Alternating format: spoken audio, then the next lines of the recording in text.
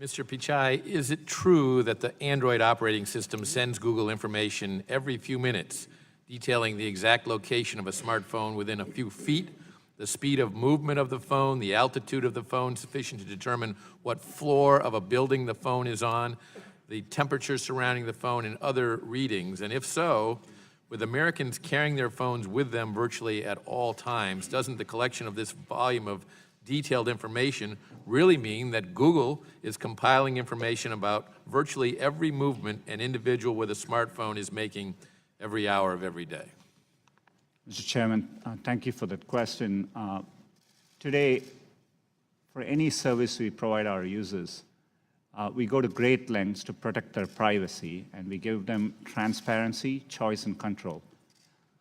Android is a powerful platform and provides smartphone for over 2 billion people. And as part of that, it depends on the applications users choose to use. If you're using a fitness application, which is detecting the number of steps you walk, you expect it to send that information. But it's a choice users make. We make it clear, and it depends on the use cases. So the answer to my question, my first question, is yes. Is that correct, that the information that I cited is gathered by Google? You said that you can turn off your location history, but that still your IP address will track your information. Is that correct? All I meant, not just common to Google. Today, many internet companies do collect and sometimes store IP information for security reasons. For example, we need to know the language in which we serve your search results. There may be some location information in there. Location turns out to be in the fabric of how people use internet today. I do think it's important there is legislation in this area. As a company, we want to try and simplify things and be state-of-the-art. But it is a complex area. We realize we need to do better, and we are working on it. All right, so in recent months, authoritarian regimes, most prominently Vladimir Putin's regime in Russia, have used bots to manipulate YouTube's algorithms into restricting the accessibility of online content from democratic and human rights activists by piling up tens of thousands of artificial dislikes to their videos. I'm aware human rights activists had met with representatives of Google to discuss this problem and find a way of amending the algorithms to prevent this abuse by authoritarian regimes, but so far no systemic solution has been found. YouTube is the main platform for democratic and human rights activists in authoritarian countries where the mainstream media are controlled by the governments. This results in YouTube algorithms as they currently operate, putting up barriers to the distribution of such content. What is YouTube and Google currently doing to address this problem? Congressman, both YouTube and Google are really committed to freedom of expression. We do want to be a platform by which people can get their messages out, and we work hard to do that. And I'm not sure of all the specifics in that particular case, but happy to follow up. But in general, we work hard. We operate around the world. Part of the reason we do it is so that we can be a platform by which people can get their messages out, and including human rights activists. But there are ways that bots could influence the algorithm by going in and disliking or whatever. Is that not right? Throughout our systems, we deal with spam bots and bots of many, many kinds. It's what we have worked hard over 20 years to make sure we can counter. We have several measures in place. We detect these activities, and we respond strongly. All right, to follow up on this, should I talk? I heard on television this morning, MSNBC said you have almost 200 lobbyists, and it's amazing that they all look like Ed On. But should I just talk to one of the Ed-ons and ask him to get with you on this issue? We'll definitely have our office follow up. Yeah. Thank you, sir. And by the way, as far as MSNBC would be a news, I mean, if you're on MSNBC, wouldn't that be in your news? Is MSNBC a news provider? Is that your question? So if you, like I put my name in here, Rep. Steve Cohen, I punch news. This weekend I was on MSNBC 4 times. And yet, the first thing that comes up is the Daily Caller, not exactly a liberal, but I guess well-known group. Then Roll Call, then Breitbart News, then the Memphis Business Journal, then Breitbart News, then Breitbart. So it looks like you are overly using conservative news organizations on your news. And I'd like you to look into the overuse of conservative news organizations to put on liberal people's news on Google. And if you'd let me know about that, I'd appreciate it. We do get concerns across both sides of the aisle. I can assure you we do this in a neutral way, and we do this based on that specific keyword, what we are able to assess as the most relevant information. And I'm sure you try to, but it's hard for me to fathom being on MSNBC for like 8 minutes each show, 4 times, and there's more content on Breitbart News than MSNBC. That might say something about, well, I'm not going to say that. Scary. Thank you, sir. The chair recognizes the gentleman from Texas, Mr. Poe, for 5 minutes. Thank you, Mr. Chairman. I'm over here on this side. I have an iPhone, and if I move from here and go over there and sit with my Democrat friends, which will make them real nervous, does Google track my movement? Does Google, through this phone, know that I have moved here and moved over to the left? It's either yes or no. not by default. There may be a Google service which you've opted in to use, and if So Google knows that I am moving over there. It's not a trick question. You know, you make $100 million a year, you ought to be able to answer that question. Does Google know through this phone that I am moving over there and sit next to Mr. Johnson, which would make him real nervous? It's his question. It's yes or no. I wouldn't be able to answer without looking at, You can't say yes or no. without knowing more details, sir. If I walk over there and sit next to Mr. Johnson and carry my phone, does Google know that I was sitting here and then I moved over there? You're welcome anytime, Judge. Yes or no? I genuinely don't know without knowing I'm what shocked you services. don't know. I think Google obviously does. Are you familiar with the General Data Protection Regulation by the European Union? Very familiar. We worked over 18 months on it. And the European Union is protecting the right of privacy of the people in Europe. We don't have such a law in the United States, do we? Congressman, we have supported, and We do not have such a law in the United States, do we?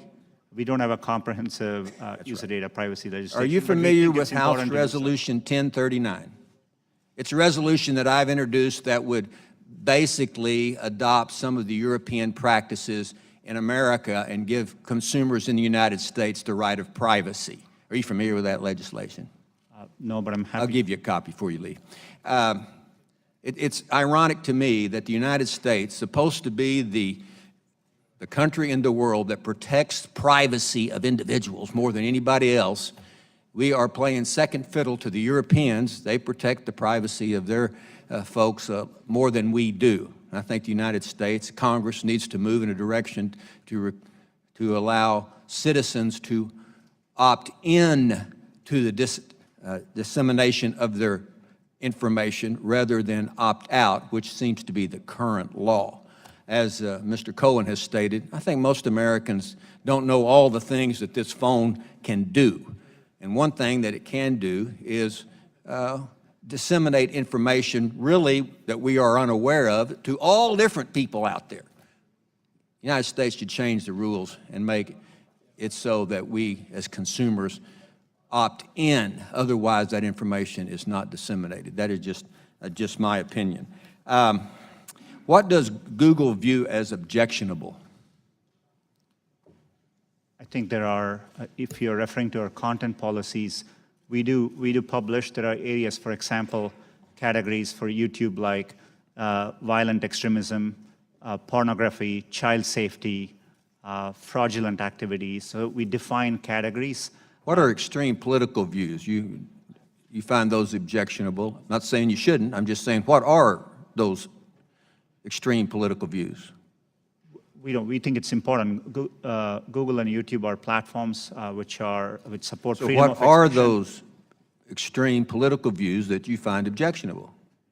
We don't define any political views as objectionable. So you let all political views come on, even objectionable political views?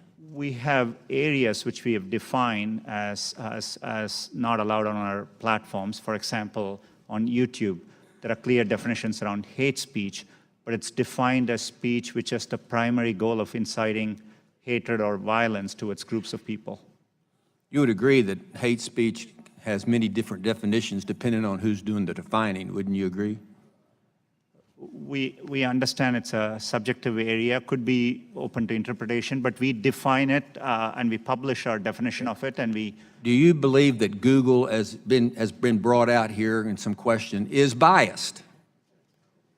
Congressman, it's really important to me that we approach our work in an unbiased. Do you believe that Google is biased? It's either yes or no. No, not in our approach. Now, it is a private company, is it not? Yes, it is. It's not the government. Google is not the government, is it? Not the last I checked, no. You no, want sir. the government to regulate Google? Today, we are subject to a lot of regulation across many different agencies. But you're not subject to the definition of what bias is by the government coming in and saying, Google cannot be biased, and we, the government, are going to decide what's biased and what's not biased. You're not subject to that philosophy, are you? No, not today. I hope we don't get to that point where government tries to come in and regulate what bias is, and because this is an independent, free company. I think that is, Google may have, to me, it's just a part of it doing business like any other media outlet. They can say what they want. I've gone over time, Mr. Chairman. Thank you very much. The chair now recognizes the gentleman from Florida, Mr. Deutsch, for 5 minutes. Thank you, Mr. Chairman. Mr. Pichai, I believe that the platforms can and should do a better job preventing people from using services to engage in illegal activity. Tim Cook recently said platforms and algorithms that promise to improve our lives can actually magnify our worst human tendencies. Some of your peers are publicly reckoning with the ways their companies are not neutral platforms and are accountable for the content on the services. In congressional testimony, Mark Zuckerberg said his company is responsible for the content on its platform. In a Washington Post interview, Uber CEO Dara Khosrowshahi said we have to stand for the content of our platforms. We can't just say we're a platform and our job is done. Mr. Pichai, will you, in front of our committee this morning, join your peers and affirm that Google is accountable for the content on your platforms? We have a commitment to our users to provide accurate and trustworthy information, high-quality information, and we work hard to uphold those commitments. I'll take that as a yes. I want to return to the privacy discussion that's gone on. And Mr. Pichai, I went to to do a privacy checkup while we're sitting here, and you're right, it's quite good. But I want to talk about what it does and what it doesn't do, and perhaps you can help me work through this a bit. On my settings now on Google, my location history is paused, my device information is paused, my voice and audio activity are paused, my YouTube watch history is paused, that's probably a good thing, and my YouTube search history is paused. That said, it doesn't mean that you're not collecting data on me, does it? I think if you, for those categories, if you pause it, we stop collecting. I understand, but overall, it doesn't mean that you've stopped collecting data. You're still collecting data on search. You're still collecting data in ways that can help advertising and help provide the services that you provide. I appreciate that. My question is this. I wanted to focus also on the New York Times article about what they refer to as the mobile location industry. And I understand the way that data is collected when you talk on your website about searching Google, getting directions for maps, watching videos on YouTube. You collect data to make services work better. I understand that. But data is also collected to use in advertising. And according to the New York Times story, it's a hot market. Sales of location-targeted advertising reaching an estimated $21 billion this year. It talks about your company and Facebook dominating the mobile ad market that also lead in location-based advertising. And it says that Google also receives precise location information from apps that use its ad services. Can you explain that to me? Is the New York Times saying that if there is any company that uses your ad services, and given the dominant place that you play in advertising, that would be, I would imagine, most. If there is any company that uses your advertising, then that data that they collect would also be available to you? And ultimately, the data they collect on me is the question I'm asking. So we, as a company, and we have commitments to you, we view data as belonging to users. We are stewards of it. So we don't transmit personal data to advertisers, if I understand. No, I understand that. I'm asking about the data that companies, because the New York Times said that Google receives precise location information from apps that use its ad services. My question is, do you receive information, is the New York Times right, do you receive information about the locations that I travel from companies who use your advertising service? I just want to make sure I understand the specifics, but there may be information. So for example, if we are providing an ad, and let's say it's for a restaurant, we normally would do it in a location near you so that it's relevant for you. You have an option to turn that setting off. But if it is, since we are providing that information, we would be aware of it. It's not coming from that company to us, but. But that's what I want to understand. If a company uses your advertising, does their location sharing get to you? And here's why. Let me just cut, because I don't have a lot of time. The Times talks about the information isn't tied to someone's name or phone number. Your personal information as you define it seems to be name, email address, and billing information. The question a lot of us have, Mr. Pichai, I think you can sense, is that while that may be personal information and you treat that the way we would expect, that there is a lot of information about where we go and where we are at any moment that can, as the Times points out, allow someone with access to the raw data, including employees or clients, to identify a person without their consent by following someone they knew, pinpointing a phone that regularly spent time at that person's home address. Can you use the locations that people go to identify, to back into who a person is? You wouldn't do it, but could someone else do the same thing? We wouldn't do that without explicit user consent. To answer your question, I'm happy to follow up. I want to make sure I address it. It's a specific question. I think at a high level, I would say location is turning out to be an important area. As we consider privacy legislation, I think it's important we give location protection for our users. As a company, we want to lead the way, and we are taking Mr. efforts. I understand, and I have to yield back. Just one last question, Mr. Chairman. The time of the gentleman has expired. Thanks. I thank my friend from California. Mr. Pichai, I just wanted to finish up. Again, appreciate you being here, and I wanted to follow up on something that the chairman started our hearing with, and that was a question about information collected by Google. I think the report that he referred to talked about information collected specifically on Android phones, even if those phones aren't on Wi-Fi or the cell service isn't on. Is that something that happens? Congressman, it's not clear to me how something when there's no connectivity would happen, but we haven't. I'm sorry. So I'm aware of those concerns. We haven't been able to substantiate those specific findings. You're looking into those findings, though. There's an area where we are, our goal is to, we're trying to help users with the information they want. Today, there are many cases, users give us feedback. Part of what we're trying to do is they want us to be location aware when they get their. I understand, but you're not aware of data being collected while the phone is not connected to either cell service or Wi-Fi. Yeah, there may be specific instances. For example, GPS may be working, and so it depends on the specifics. But in general, no. And so finally, the question is, if that information is, if that's possible, if you learn that it is happening, and I would love you to share that with us, if you learn that's happening, and the information then when the customer turns on his or her cell service, if that information is then sent back to your company on their data plan, a lot of people obviously have limited data plans. When you look at this, if you could also look at whether, when the information is sent back to the extent it's happening, that it might cause some people to go over their limits, thereby costing them more on their monthly bill, that would be helpful information as well. That's good feedback. We will. Okay. Thank you, Mr. Pichai. Thank you, Mr. Chairman. Chair recognizes the gentleman from Georgia, Mr. Collins, for 5 minutes. Thank you, Mr. Chairman, and thank you, Mr. Pichai, for being here. Look, there is an understanding, I think it's come across from everyone here, and it's a saying that I've sort of lived by most of my adult life, and I think most people get. Perception is reality.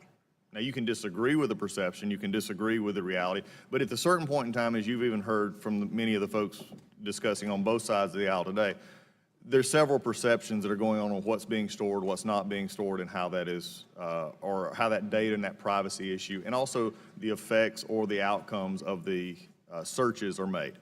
Now, one of the other issues, not just Google itself, but also YouTube, there's another issue that I will not touch today, but probably will do some questions on, is the issue of content and the issue of how that is stolen in many cases and how that could be worked on. Those are issues we'll deal with in another setting. We've talked about this. But I want to go through several questions because it's been discussed a lot about what you collect and what you don't collect. So the next few questions will be yes, no questions. I'm not trying to trick you here. It's simply what do you collect and how do you collect it, okay? In dealing with Google, do you or do you not collect identifiers like name, age, and address? Yes or no? If you're creating an account, yes, and using an account, yes. Yes. Specific search histories when person types something into a search bar. If you have search history turned on, yes. Device identifiers like IP address or IMEI. Depending on the situation, we could be collecting it, yes. GPS signals, Wi-Fi signals, Bluetooth beacons. Would depend on the specifics, but there may be situations, yes. GPS, yes. Yes, if you have And location. voice and conversations when using Google Voice products. We give an option to turn on or off, and But if a person didn't know it, voice and conversations when using Google Voice products. Yes. we only record when they initiated with OK Google and then say the terms after. Contents of emails and Google documents. We store the data, but we don't read or look at your Gmail. But you have access to them. As a company, we have access to them, yes. So you could. Saying you don't or don't, I'm not asking do you or don't. I'm saying you could, though there is a possibility. We have clear established policies on how we would do that data. And their privacy policies, speaking of that, has changed 28 times, including 8 times since January of 2016. So I think the policies, and this is why I'm asking these questions. Is there any type or origin of data which Google would refuse to collect that is not already prohibited by laws like COPA or HIPAA? And there are many categories of information today. We are particular about anything to do with health data. And those are covered under those. Anything that you would not collect outside of the 2 that I named, which are generally accepted as things you cannot collect. There are many things which we don't collect. For example, we don't collect, you could have a product like Google Home. We won't collect conversations unless you specifically ask us to. So you ask a question. And so we definitely are very careful and minimize the data we need to provide the service back to our users. I'm glad you mentioned data minimization. We'll get to that in just a second. How long do you keep the data that you have captured? Today, we give you the choice of whether you want to store the data or not. But if you store the data, from the time you turn it on, we store it for you. Okay, well, let me ask a question here. For all this has been discussed, age identifiers, search histories, all these things. And for how many would you say, let me just say, you've made an interesting question. How many people actually understand that they can actually cut this off? We remind people, and every day 20 million people come and make changes in these settings. So we see robust When you activity. control 95% of searches, you control this in a very large way. I would say the vast majority, not the most sophisticated, not the ones in a certain age demographic, are not as familiar with this as, say, some who work in the industry or at least around the industry. Would that not be a fair statement? If you could repeat that, Congressman, sorry. I'll get back to it. Earlier it was said that identifiers such as age, name, and address are treated differently. If that is true, how are you treating them differently, and is the same data collection process still done? How is it treated differently than maybe some of these others that we have spoke of that came, I think, from Mr. Deutsch's discussions, such as locators and things like that? We offer different controls for that. So for example, for location, we give specific controls. For your voice activity, we give specific controls. We are trying to meet users' expectations. And so for example, some people may want their search history to be available, but they don't want YouTube history to be recorded. So we give those choices to our users. One of the general dynamics of most of this tech industry and those who collect data is data minimization. You brought it up just a few minutes ago. The issue that I have, and it was in March of this year, a security researcher actually downloaded his, quote, Google Takeout. This is probably there. It was 5.5 gigabyte. This is not just a few names and addresses and where you went. Why, number one, does Google need all this information? We can answer that in the fact that 86% of your revenue comes from advertising, so we know you manipulate the data in some ways. However, can you explain what you do to minimize this data, which is generally an accepted standard practice among those who collect data? our goal is, but we are providing, for example, if we are providing you a service like Gmail, which we have done for 15 years, that data, we need to store it for our users, so they expect us to. So we are trying hard to match users' expectations. We don't need, our data for advertising, as I said earlier, most of it comes from just the keywords you type. And so, we need minimal data to do advertising. We give you options to turn ads personalization off. We store most of the data we do today to help give users the experience they want, and that's what we're trying to do. I'm going to go back to where I started. Perception is reality. The amount of data being collected here, how it is being used, how you monetize, the one ad, basically the flow of information that you have, and the monetization of that is a concern. I think the perception of how it is used and from what side of the aisle is something that this committee, I think, will take up and continue to process. But I think when most people deal with this, what I said earlier, I'm not sure that in the broad scope of things, simply clicking yes, especially in a society today in which some of these things, and especially that was talked about mobile, which we've not delved into even further, is going to open up a much larger situation in which is not just simply monetizing data, it's actually using information that can be then used by either law enforcement or others in legal proceedings that can then be used against them, that they're not going to understand exactly what is going on. With that, my time has expired now. Gentleman yields back. At this time, the chair recognizes the gentleman from Louisiana, Mr. Johnson. Thank you, Mr. Chairman. Mr. Pichai, we want to thank you for appearing today and for taking the time to answer and meet with us individually, answer our questions. I think you and I both agree it's important for your company and for the people for us to have this public hearing and to get all this information on the record, so to speak. So as we discussed in my office yesterday, my conservative colleagues and I are fierce advocates of limited government. And we're also committed guardians of free speech and the free marketplace of ideas. We do not want to impose burdensome government regulations on your industry. However, we do believe we have an affirmative duty to ensure that the engine that processes as much, as we've said today, 90% of all internet searches is never used to unfairly censor conservative viewpoints or suppress political views. Your challenge today, and in the days ahead, is to convince the members of this body that Google and your industry peers will implement your own sufficient safeguards and solutions to this problem so that the government doesn't have to intervene. Here's a question. In previous hearings and discussions, Google has described the Trusted Flagger program as a source for recommending content be removed from your platform. Recently, Google released a transparency report on content removal, which revealed that out of the 7.7 million automated flagging removals from your platform, YouTube, around 70% of that content was removed before it had received any views from the public. Here's the question. How does Google ensure that content removed in the automated process is not merely because of philosophical or political differences? Congressman, it's an important question. As you said, YouTube is committed to being a platform for freedom of expression, and we go to great lengths to do that. We only handle videos in the areas of clearly defined policies we have. We do have automated systems, but we assess it, we later spot check it to make sure the system is working as intended. We respond to feedback. As content creators, you can appeal if you think something was removed erroneously. But it's really important to us that we provide a platform for freedom of expression, but enforce the rules of the road on areas where we have said, but we are very transparent about the areas and the clear policies with which we do those things. You've spoken a lot today about objectivity. That's the goal. We applaud and appreciate that. As you know, Alphabet's incubator Jigsaw has introduced Perspective. It's a tool that uses machine learning to filter online discussions for, quote, toxicity, unquote. This to me raises issues of how Google's parent company is using machine learning to filter speech that is viewed as unproductive, such as ad hominem attacks or offensive language or the like. When creating a tool like Perspective, what steps is Google taking to protect conservative viewpoints from being considered toxic by subjective reviewers as the program progresses?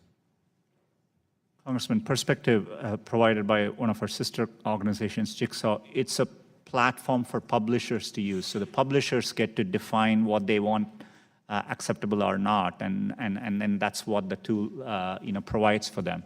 But I think your point is valid. I mean, we don't want to be in the position of just editorializing publisher content, and we are just providing a tool for publishers to better drive the content on their platforms. You mentioned the appeals process if a content provider has their material flagged. How quick does that appeals process work? In other words, what's the review period?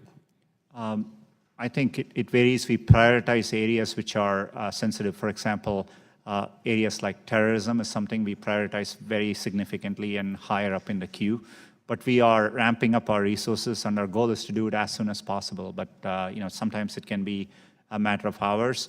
If it's areas around copyright, we have implemented Content ID. We have a system by which we can automatically detect and respond right away back to copyright owners. So it's a constant work in progress. In the committee's last hearing with Google's Ms. Juniper Downs, we discussed this. I raised the case of the Alliance Defending Freedom's content being removed after being reported by a trusted flagger on YouTube. The flagging organization was the Southern Poverty Law Center, which has a kind of an infamous reputation for being, I would say, a radical left organization that opposes conservative viewpoints. What criteria does Google use when granting trusted flagger status to third parties such as the SPLC? Today we I first want to clarify one thing. Our trusted flaggers don't remove content. They can flag content for us to review, and we review flag content. It's mostly used by law enforcement, many nonprofit agencies in areas, important areas like child safety, terrorism, and so on. Southern Poverty Law Center is a trusted flagger. People can register. Last we checked, they've never flagged a single video on our platform. We have reached out to a wide variety of organizations, including conservative organizations. We would be happy to take your suggestions to add organizations as trusted flaggers. Appreciate that. We need a little objectivity in the reviewers, and I'll yield back. Chair now recognizes the gentleman from Arizona, Mr. Biggs. Thank you, Mr. Chairman. Thanks for being here, Mr. Pichai. I don't disagree with one point made by the last interrogator. Questioner, let's call him questioner, that's easier to say. In the sense that I think you have a First Amendment right to do what you guys want to do. So you're a private company. There's very few constraints on the First Amendment, although there are lots of constraints ultimately when we start looking at it, everything from libel to slander to threatening, intimidating, to yelling fire in a crowded theater. We have constraints on First Amendment speech. But you've seemed, as we've gone through here today, to say that Google doesn't have bias. You yourself have said you personally don't have bias or animus, and you've also tried to implement policies to prevent bias and animus as well. Isn't that true? Yeah, we work hard to build our products in a neutral way, and I'm committed to doing it that way. Right, and in some respects, we haven't heard much discussion about the human intersection with the creation or manipulation or editing of algorithms. But there is human interaction with humans create the algorithms, and you might have some artificial intelligence that might adduce some additional information as it goes. But originally, the creativity comes from the humans, right? Yeah, that's right. Well, how can we be assured that foreign adversaries will not use your platform against Americans or American national interests? We always worry about that as a threat vector, and this is why we make sure the best way we do it when we are building our products, we don't rely on one person or groups of people to be able to do it. We follow a set of robust process, including tests and validation, both from users. We get feedback from users, and we use raters externally to evaluate. And we do this. For example, our search raters in the U.S. are there in all the 50 states of the U.S. We geographically distribute them so that we really get the perspectives of everyone around the country. Well, that doesn't really get to the answering my question of security assurance. And so I guess if manipulation of your information systems was not possible or effective, we would not be seeing so many countries investing in the capability of manipulation, whether it's Russians or Chinese or Iranians or others that are attempting to manipulate your system. There may be attempts to use our products and services. So, for example, because we provide advertising products, and what we saw in the 2016 election was, limited activity, but it's improper. 2 accounts related to Russia, advertised using our platforms. That totaled $4,700, I think you said. Yeah, so that's an example of, the kind of threat we see, and, it's something we are working hard to mitigate and avoid. Okay, and so I guess I would say that it looks like you guys have a policy of do no evil, right? Is that fair to say? It's not our official policy, but it's a statement which has been communicated by us internally. And other people have brought up the work that you may or may not be doing in China, and I want a clarification of that. Are you looking to expand in China and cooperate with the Chinese government on a platform release in China? To the question, it's about search. Right now, we have no plans to launch search in China. We have always, over the years, explored how best we can continue to serve users in China, but that's what we are doing. Are you doing anything with the data share with the Chinese government? Today, we don't operate our services which involve user data, like Google Search or Gmail in China, and so no. So you're telling me nothing at all then with China? We do provide, for example, Android, which is an operating system. We work with partners around the world, and there are OEM manufacturers around the world, including in China. So manufacturers, but beyond manufacturers, any other platform use? We don't have any special agreements on user data today with Chinese government? That's right. Okay. Do you share the data that you collect on civilians with the United States federal government? We comply with valid law enforcement request, and and we with due process we comply with valid law enforcement. What's the extent of that? We publish a transparency report in which we give insights into the law enforcement requests we have gotten and our and our compliance there. The last question I have, real quickly. In May 2016, Google banned all ads by payday lenders, even though it invested in LendUp, which is effectively a payday lender. And it banned ads by competitors. Is that a normal practice? Congressman, we undertook ad policies in that particular area because we saw evidence of misuse, and we had gotten a lot of feedback, and that's what we reacted to. Did you ban your own LendUp app? I don't think Google is involved. I think one of our sister companies is has an investment in LendUp, right? I think that's my understanding. Okay, the Was it banned? The gentleman's time has I expired. can follow up. I'm not aware of the specifics there. Happy to follow up. Thank you. Gentleman's time has expired.